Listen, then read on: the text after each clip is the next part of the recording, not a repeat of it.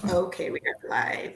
Okay, hello everyone. My name is Vimbai E. I am the founder of The Weight She Carries. Joining me today is Samantha, is the founder of Kuchengetana Trust, which is an exciting initiative that we have talked about in the past. We've shared Samantha's story, and I'm excited to ask her some questions about the work that she's been doing and how things have been going. So, thank you, Samantha, for joining me. Welcome. How are you?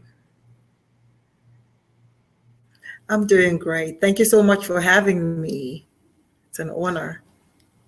Oh, you're very welcome. So tell us a little bit about Kuchengetana Trust. I understand that this is something that you began once the lockdowns really began to set in last year, which was probably about March or so. And you saw the need to be able to provide meals for people in Chitungwiza. And for those who don't know, people who are not from Zimbabwe, Chitungwiza is a small town which is outside of Harare, about 30 kilometers or so outside of Harare. So tell us how you began this initiative of yours.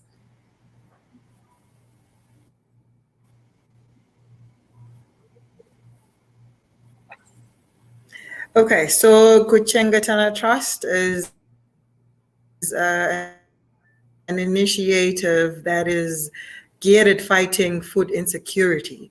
And then, like just you say, we started it because the lockdown was announced and the majority of the people were not prepared for this because it meant that everyone had to stay indoors and only had to leave when necessary, which means when going to look for food or medication. So the majority of people who frequent our kitchen were not able to cater for this lockdown was announced. So my husband and I just thought that, okay, because this is a place where I literally grew up since I was 15 up until I think I was 18. I knew people on a name-to-name basis. So if someone comes to need assistance, the only thing I could do was to help the best way that I could. So at first we were dishing out actual groceries and a little bit of money, but then later on it made sense for us to be able to, because when you cook, you cater for more people as opposed to giving dry foods or dry donations. So that's just how everything started. We thought we would be catering for about 15 people for the duration of the lockdown, which was 3 weeks. But we found ourselves by the second day already catering for 48 people going up, and up until now, we're still doing it. So it's just something that happened. I think the maternal instinct tells you that if a child is asking for food or a child is crying because they're hungry, as a mother, you are supposed to share. That's our job as women. I mean, naturally. So that's what happened. That's how the trust began. Right, right. And you're going strong. You're still serving meals. How many people are you serving per day? Now we serve an average of 1,100 people on a daily basis. This is inclusive of the porridge that we serve in the morning to 16-year-olds and below, and to supper that we serve to 55-year-olds and above, to the 16 years and below, and also the mentally and physically challenged the kitchen. So it's about 1,100 per day. Wow. And so tell me about your team. Who helps out, with the cooking and the various different things? Because when you're talking about making a meal, there's so much more that goes on aside from the cooking, right? There's that, which is very Yes. laborious. But then you also have the acquiring of the resources and getting whatever raw materials you need, the food, shopping, all of those things. So tell me about your team. Yes. So currently we have a team of 10 volunteers, and also my mother is part of the team that also trust. So we have my mom that wakes up early in the morning and starts working on the porridge, which we should be serving by 7:30 for 8 o'clock. And then we have the volunteers coming in at 30 so that we start preparing our early supper, which we serve at 3 p.m. on a daily basis. We work as a team. We coordinate in terms of duties, because some days you have to carry out maybe for example like the cutting of the cabbage, the cutting of the tomatoes, and then we switch. One who made the salsa, the other will then switch to cut the veggies, so that not as it sounds and it may feel. And we are relieved to say for the past 3 weeks we are now using gas stoves as opposed to firewood, which is what we're using for the past 100 days when we started. So it's a little bit for us to work, and it's a cleaner environment now. We're not dealing with to look for firewood twigs able to cook these meals. So it's a quite cleaner and happier environment.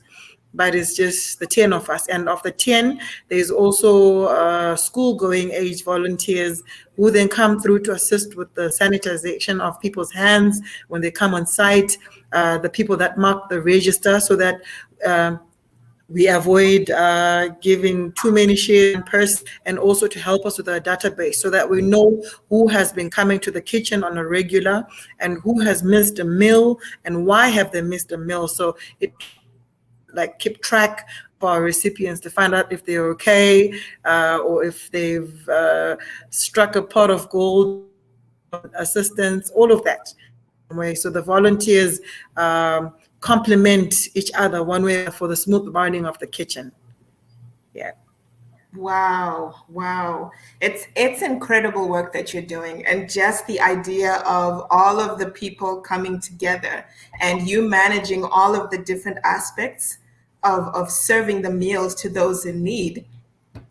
So what does it look like in terms of the needs of the people that you're serving? We know many of them, COVID, especially in countries like Zimbabwe and other countries where a lot of the population is informally employed. So they really need to be going out there each day to be able to earn a living.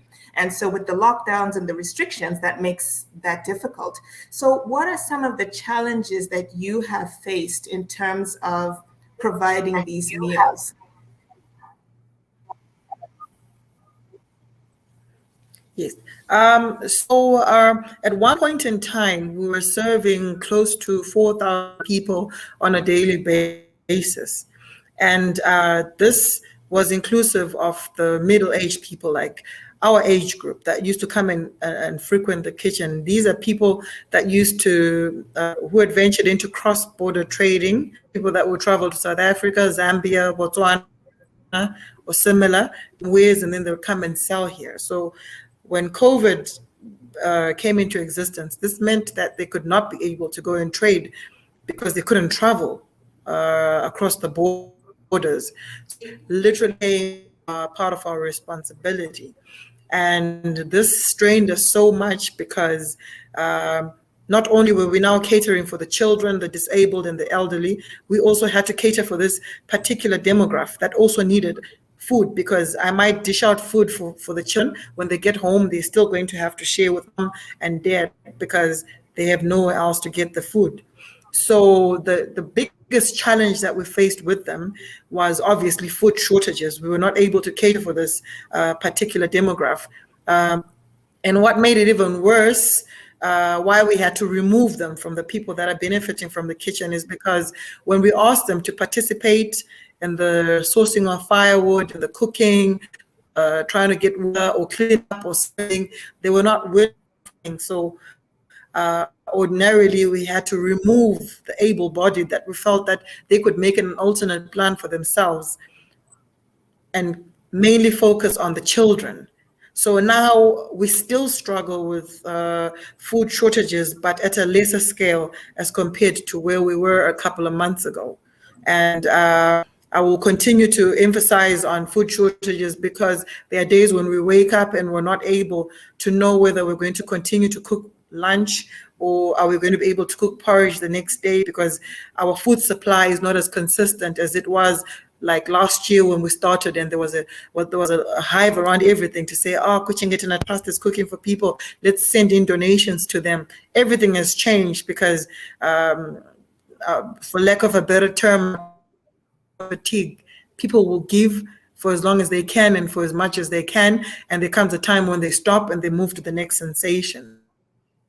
But now with us, we still stick with the same problem where we need to be able to be catering for these people that are still coming through. Every day is a struggle for us. We have no holidays. We have no relaxing time, because eating is a must. We must eat on a daily basis, and we are trying to offer these 2 meals at least on a daily basis. And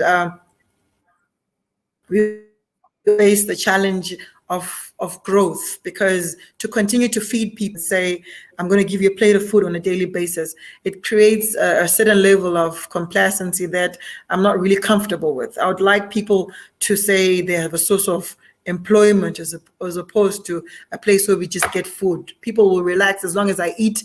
Really, there's not much to worry about. And we want to move away from that.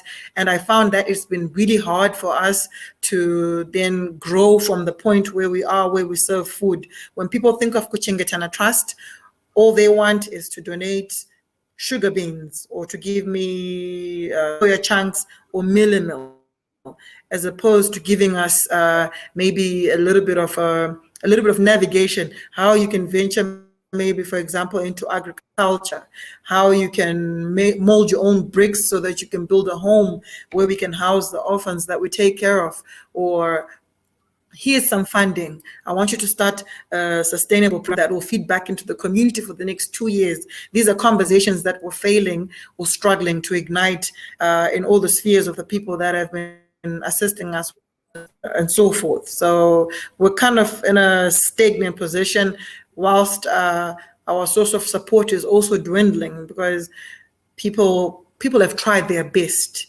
And I mean, like, we're day 520, if I'm not mistaken, and people have tried. They are the reason why we are where we are today. So we're trying to strike maybe a different type of conversation with the right people, or maybe they're not so strategic, I don't know, but this is where we are. This becomes the primary challenge that we face, because without the strategic people coming to help us, we're at a point where all we do is to continue to feed people, and people go home to sleep. They wake up the next day, they wait for a time where they get their food, they go back home. No one is really thinking, how do we grow? What if God forbid, I wake up and I'm not alive anymore, because life is not guaranteed? I really want the project to go beyond Samantha, because trust should be Kuchengetana Trust and should not be fueled or geared by Samantha, whether I'm alive or I'm sick or I'm incapacitated, to help in any way. It should be able to sustain itself, so that when I'm gone, people will just say, Sam started this, and not say that Sam started this, and when she passed away, then everything just went with her. Mm-hmm. Yeah, great points there. Great points. And I can imagine how much, because as you mentioned, there are days when you wonder, do we have enough to be able to serve the meals? So how much, if we can begin to talk quantities, and like, how much do you need each day, just as far as being able to prepare the meals? Like, if you can give us some numbers so people can have an idea of how much money is needed to sustain your initiative. Yes, and in terms of supply, I think right now we're sitting at about $185 on a daily basis for the meal that we use for our porridge and for our supper, and for relish. We use tomatoes, gas, water. We can break it down safely to 185 at a minimum. Okay. And you mentioned, as you were speaking, you were talking about some of the children, and some of them are orphans. And I remember when we ran your story, you mentioned how you noticed that a lot of the children had additional needs aside from just needing the meal. Some of them had worn shoes or clothing. And so you also found ways to provide shoes, clothing, and other items to be able to help them. Can you talk about some of the needs of the children in the area? Yes. So upon starting the program, we realized that, and as it stands, actually, our recipients right now are not people that are struggling because of the the current lockdown or the restrictions that have come up because of COVID-19. These are people that have ongoing cases of poverty that dates back maybe to decades, if not 2 decades, in their families. So these are children that will come to the trust to collect food without shoes, or if they have shoes, they're worn out. These are children that sometimes visibly show that they have gone on their menstrual cycle, but they do not have the resources to use. Or children that will have chapped skin, showing that there is no petroleum jelly at home, or they haven't bathed in a bit, maybe it's a stench, or they will come and tell you that today we didn't sleep because maybe mom and dad were fighting, so dad has left, and now we can't pay for rent, and we don't have this, and we don't have that. All these socioeconomic issues then have been brought to the trust. So when a case is brought to you, or when you identify a case, you are forced to try and remedy it the best way that you can. So in our plea for, let's say someone comes and says, what do you need? We always try to include, say, for example, this week we know that nearing the end of the month, I need sanitary wear for a certain number of children, and I'm going to need a little bit of money to cater for a certain family's electricity bill, or maybe they need a top up on their rentals, and there's a whole lot of things that happen.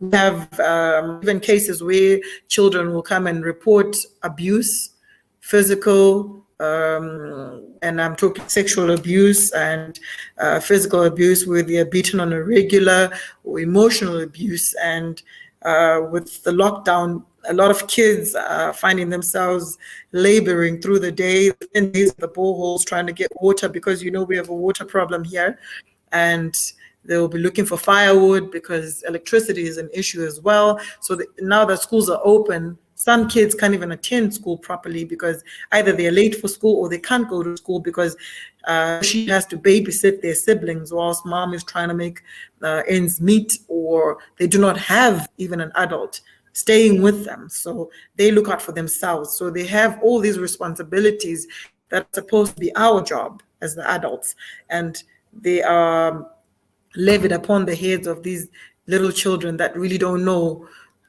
or that cannot tell A from B already. Like it's quite hectic when it comes to that. Yeah. And that just gives us an idea of how involved you are within the community, because there's so many people who coming to you not just for food but for other issues like you mentioned. And it's, you're trying to figure out a way, how can we help, with somebody's electricity bill, how can we help them with other issues that they're facing. I understand you are a lawyer. Is that your professional background? Yes. Okay. Yes, an immigration lawyer specifically, yes. Oh, immigration. Okay, great. So have you been able, how do you find the time to do all these various things? Okay, so this is my little story. I've been back in Zimbabwe for 2 years now. I was based in Cape Town, South Africa. So this is where I was practicing as an immigration lawyer, working for a law firm that's there in Cape Town.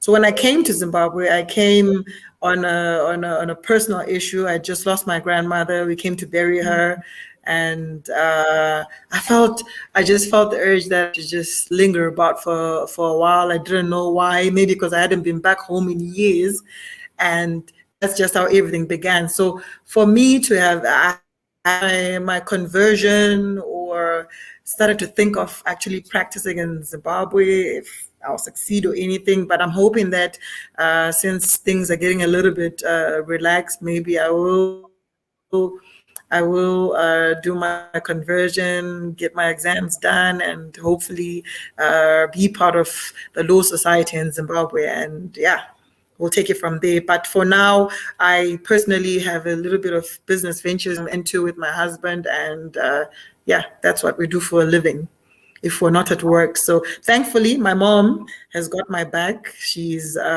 holds the fort when I'm not around, and I'm able to run my own personal errands. And when I'm done with work, then I rush back to her, and we continue with what we started. Wow. That's amazing how you have, Yeah. it seems to be ingrained in who you are because your mom is also right there to be able to do the things when you're unable to, and it just Yeah. seems to this heart of Yeah. giving seems to be something that runs in the family. Yeah, I could say that definitely. My parents definitely instilled the spirit of wanting to give, and she's always joking with me, saying that I'm glad now you can actually you can back that talk. If you want to give, you do it because you can run around for it and cater for it, as opposed to when I was a kid, when I would want to donate stuff that she would have bought for the house, and I'm trying to give people, and I would get a little bit of a spanking for that. So she's more relieved now because, yeah, I don't have to put it on her. Yeah. Yeah. She was like, finally, it's come to good use. Yeah. Yeah. Definitely. That's so interesting. I love that part of your story that you just shared, where you were working in Cape Town and came home thinking that you were just going to be home for a short while Yeah. attended to some family issues, and then look at what has become of that time. It's unbelievable. I cannot even believe it. And my dad was asking me one time, at one point in time, saying, "When are you going back?" I was like, "Dad, I really don't know how to answer that. I don't know why I'm still lingering around here in Zimbabwe. I should be gone." And I would say, "I'll go next week. I'll go next week." And next week then landed me into the initial lockdown, and the rest is history. And I was like, okay, maybe that's fate. Maybe that's God. Maybe that's what the universe was saying, that you needed to come home and do something purposeful with your life. So this could be me serving purpose. Maybe God is saying, good for you. Stay there. Do your thing. So, Yeah. you know, Yeah, yeah. yeah. Well, I know that, the community is so grateful to have you running such an essential service because, like you said, the lockdown presented lots of challenges. And the lockdown itself, it highlighted and made things more dominant. A lot of the needs that were already there for people, it just kind of made Yeah. them took them to a higher level. So I'm really grateful Yeah. to hear about the work that you're doing. I myself, I'm not currently in Zimbabwe right now. I should be there in another month or so. But Oh, okay. similar to you, I came home in 2019 thinking, oh, I'll just be home for a year or so. And I ended up staying longer because of the lockdown and things. And while I was there, there's just something about being home. It's There's amazing. I tell you, Yeah, it's yeah, it amazing being is. home. So I cannot wait It to get doesn't back. compare to be in these regions. Yeah, you really feel like, oh gosh, I am finally home. I can walk the streets and not really worry. Oh, did I forget my passport? Oh, did I sound right? Am I not sounding too Zimbabwean? Oh my God, I hope these guys are not going to me for being Zimbabwean. It's just random stuff. And Yeah, it's really, and when I came home, I literally cried. I remember the day when I landed here, I was in tears. Besides that, my grandmother had passed away, but it really felt good because I had been gone for a very long time, and nothing compares. I have no regrets for being in Zimbabwe right now. yeah, Yeah. yeah. That's good. I mean, we'll deal with the network issues and the connection. I mean, those are things we can deal with, right? Become accustomed to I it. know. Yeah. I know, yeah. Yeah. It's not going to hurt me. A little bit of power cuts and a little bit of water shortages and connectivity and nothing. Really small things, really. Yeah, yeah, yeah. Okay, so just to kind of go back on some of the points that you brought up, where Kuchengetana Trust really could use with some help from people is not just the financial support that people are giving towards preparing the meals and sourcing the supplies, but also with ideas on how to make it a model that's sustainable, so that at some point there's systems in place where it can run kind of more on an automated basis so that you Yes, ensure that those structures are in place. Is that correct? that is correct. This is where this is where I would really love to take Kuchengetana Trust. It has to be a self-sustainable model, like you're saying, and projects that are within reach. I know dreaming big and dreaming fancy is the right thing to do. But right now, I just want to aim for something that is practical, something that is doable on a certain level of scale. And the way that we're going to handle these particular projects or routes that we're going to take will then grow, going up from there,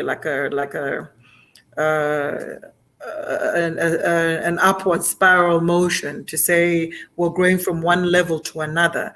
We can be able to then diversify and work with dynamics, like considering modernization. Things change on a daily basis. We take advantage of the environment and what's key and what's bringing money and what works with the type of people that we're catering for. Because I don't want to dream too big and bring a project or a system that's alien to the people that it's going to benefit, because it might then turn into a flop. This is why right now we're aiming for livestock production, like agriculture, and maybe small localized production where we do our peanut butter, we do our soap, but on a larger scale, because we're not trying to come up with 100 bars and then sit there and say, okay, we're done. We're trying to take it up to a bigger level, but within reach, like I'm saying. So we're just rooting and praying and planning and doing a strategic planning to get land. We develop there, and then we work and see where it takes us. Because this is also new for all of us, I think, including myself, because I never thought that I'd be thinking of agriculture and thinking of soap production or peanut butter. So I'm willing to learn. So it's a good thing we're going to be together with our recipients, and we grow together as a unit, so that if I have to win them off the attachment to Samantha, then it will make sense, because I'm leaving them with a legacy, leaving them with something that they can then pursue, whether I'm there or not. Yeah. No, great points. And, I just want to also mention that you also have children of your own. So in addition to taking care of hundreds of children, you have two that you are raising, and you're a wonderful role model to them, because they get to see how involved you are and just how passionate you are when it comes to helping those in need. So a big kudos to you for being that person for your children and for the rest of us as well. How do people get a hold of you?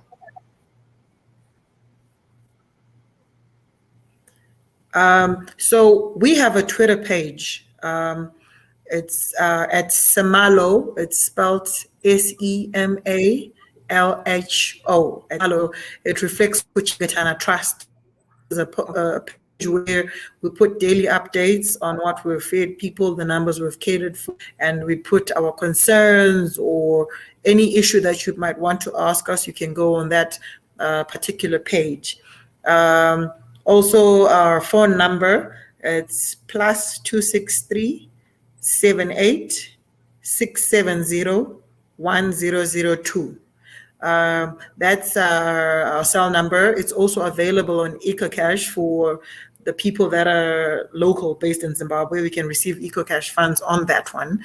And for the international community, or those who would like maybe to donate to us, you can also use mediums like your World Remit, your MoneyGram, Paisa, Kuru.com. You'd be sending it to me. That's Samantha Shingirai Murozoki.